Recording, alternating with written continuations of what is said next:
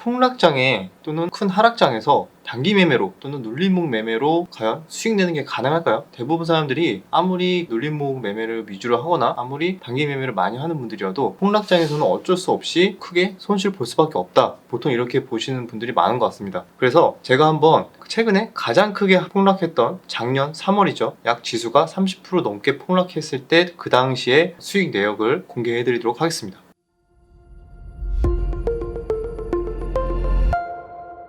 안녕하세요. 주식 전업 투자자 주덕입니다. 오늘은 하락장에서도 단기 매매 또는 눌림목으로 수익을 낼 수 있을지에 대해서 한번 설명을 드리고, 더불어서 제가 실제로 폭락장에서 어떻게 수익을 냈는지 계좌 인증까지 해드리도록 하겠습니다. 그리고 어떻게 시장을 받고 대응을 했기에 미리 시장을 좀 피하고, 심지어 폭락하는 지수가 5% 이상씩 폭락했을 때도 수익을 낸 전략에 대해서 설명을 드리면서 마무리하도록 하겠습니다. 그럼 차트로 넘어가시죠. 자, 이제 차트로 넘어왔습니다.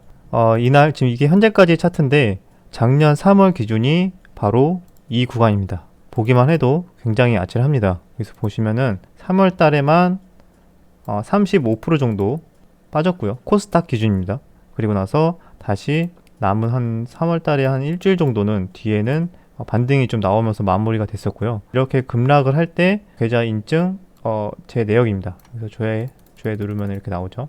그래서 보시면은 이거 확대를 해서 하나하나 한번 캔들이랑 같이 한번 보겠습니다. 이날 보시면은 3월 2일 날은 이날입니다. 이날은 그래도 좀 반등이 나왔었네요.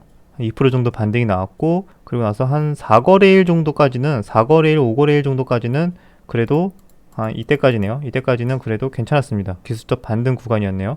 그리고 본격적으로 폭락이 시작된 게 3월 9일부터 무려 코스닥 4%가 폭락을 했습니다. 코스피로 설명을 안 드리는 이유는 좀 비슷하게 흘러가긴 하는데 차트가 거의 동일합니다. 근데 코스닥이 좀 더 낙폭이 컸고, 그리고 개미 투자자들의 보통 종목이 보통 코스닥에 많이 들어가기 때문에 그냥 코스닥으로 설명을 드리는 겁니다.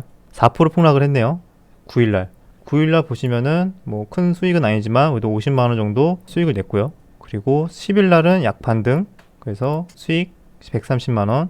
그리고 3월 11일날 이날은 무려 4% 가까이 폭락을 했습니다. 그래서 이날도 11일날 보면은 수익으로 60만원 수익으로 마감을 했습니다. 그리고 12일날 이날도 마이너스 6%까지 뺐다가 마이너스 5%에서 마감을 했네요. 엄청난 폭락이죠.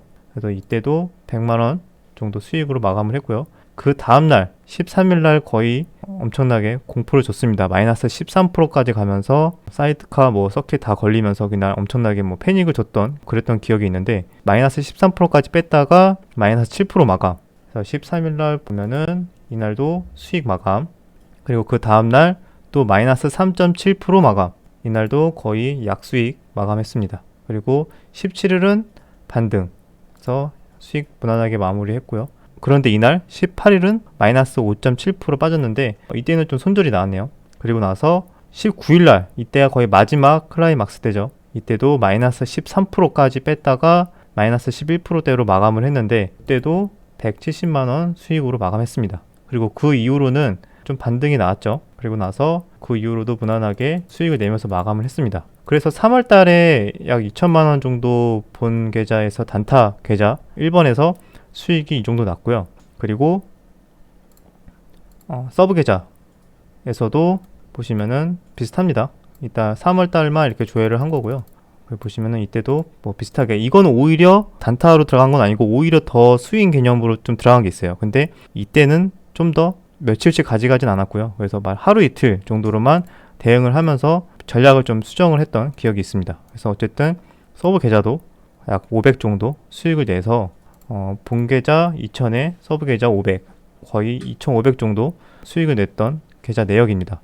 그래서 이날 시장이 이렇게 크게 폭락을 했는데 어떻게 이렇게 계속 크게 변동성 없이 수익을 낼 수 있었을까에 대해서 되게 궁금하신 분들이 있을 것 같아요. 왜냐면 조금만 시장이 지수가 1, 2%만 흔들려도 계좌가 굉장히 망가지는 게 눈에 보이는데, 이때는 아마 경험하신 분들은 아실 거예요. 이게 하루에 5%씩 움직이는 게 기본으로 움직이니까 이날은 야간 선물 시장에서도 지수가 하한가를 갔었죠. 정말로 스펙타클했던 기억이 있는데, 이런 시장에서 어떻게 수익을 낼 수 있었는지 설명을 드리자면은, 일단은 첫 번째로 가장 중요한 게 하락장이 왔을 때 어떻게 대응을 해야 될지에 대해서 미리 원칙을 만들어 놨기 때문입니다. 그 시나리오대로 나는 강세장에서는 이렇게 하고 횡보장에서는 이렇게 하고 하락장에서는 이런 식으로 대응을 해야지라고 이미 저는 처음에 주식을 시작했을 때, 전업 투자를 시작했을 때 이미 다 만들어 놨었고요. 그거를 그냥 실행한 것 뿐이었습니다. 그때 나중에 디테일에 대해서는 좀 더 설명을 드리겠지만 당연히 강한 종목 위주로 하겠죠. 근데 그 강한 종목 위주로 할 때도 해야 되는 시간대가 있고, 그리고 피해야 되는 자리가 있고요. 그리고 어떤 식으로 대응을 해야 되는지 하락장에서는 본격적인 폭락이 나오기 전에 미리 신호를 줍니다. 그 어떤 식으로 신호가 주는지 궁금하실 수 있는데 저는 그 신호가 이미 2월 말에 나왔어요. 요때 어떤 신호가 나왔냐면은 이미 제 기준에 맞는 종목들이 다 사라지기 시작했습니다. 그게 무슨 말이냐면은 제가 원하는 자리들, 원하는 패턴들이 나오지 않겠습니까? 단기 매매를 하는 데 있어서도.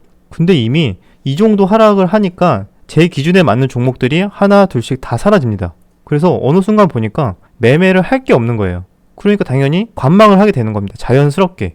그러니까 관망을 하는 과정에서 점점 이렇게 폭락이 나오는 거예요. 그러면 이럴 때 오전에만 잠깐 강한 종목들 안에서만 눌림을 잠깐 줬을 때만 매매를 하고 길어봐야 하루 정도 오버나잇 하고 안 그러면 보통 당일날 오전에 대부분 청산 이런 전략으로 했고요. 그러면은 여기서 가장 궁금하신 게 여기에서 2월달 말에 내가 매매할 종목 선정들이 다 사라지기 시작해서 거의 다 현금화가 되고 그리고 나서 피할 수 있었다고 했는데 디테일로 들어가면은 굉장히 설명할 게 더 많아집니다. 그럼 어떤 식으로 원칙을 만들어야 저렇게 초기에 내가 매매할 종목들이 다 사라지게 할 수 있는 기준이 되는가? 좀 말이 어려울 수 있는데요. 내가 이러이러한 종목들에서만 매매를 해야겠다라는 원칙이 있겠죠. 종목 선정 방법이 있고요. 근데 이렇게 하락이 시작되면은 내 기준에 맞는 종목들이 다 사라지게 되고 그러면은 자연스럽게 매매를 쉬게 됩니다. 근데 여기서 매매를 계속하는 이유는 그거밖에 없어요. 내 기준에 맞는 종목이 아닌데 그냥 가만히 있기 뭐하고 수익 내고 싶고 그냥 욕심이 나기 때문에 그냥 내동매매 하는 거거든요. 그러니까 본인만의 확실하게 매매를 해야 되는 자리,